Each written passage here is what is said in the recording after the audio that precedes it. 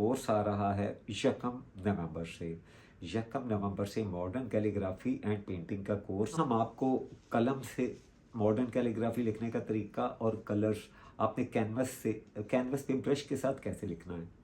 उसके अलावा आप कलर कॉम्बिनेशंस कैसे सिलेक्ट कर सकते हैं, उसके अलावा आपको लीफिंग के लिए कौन सा मटेरियल यूज़ करना है, ग्लू कौन सा यूज़ करना है, और उसका तरीका टाइम क्या है, उसका तरीक़ाकार क्या है कि आपको कितने टाइम के लिए उसे छोड़ना है या बिल्कुल नहीं छोड़ना, फ़ौरन उस पर लीफ अप्लाई कर देना है। इसके अलावा जो मोस्ट इम्पॉर्टेंट चीज़ है वो ये है कि कैनवस आप प्रिपेयर कैसे करते हैं, और प्रिपेयर करने के बाद आपको उसको कैसे चेक करना है कि वो कैनवस आपका हैंड राइटिंग के लिए, कैलीग्राफी पेंटिंग के लिए बिल्कुल ठीक है और फ्लुएंटली इस पे कलर्स चल रहे हैं। ठीक है,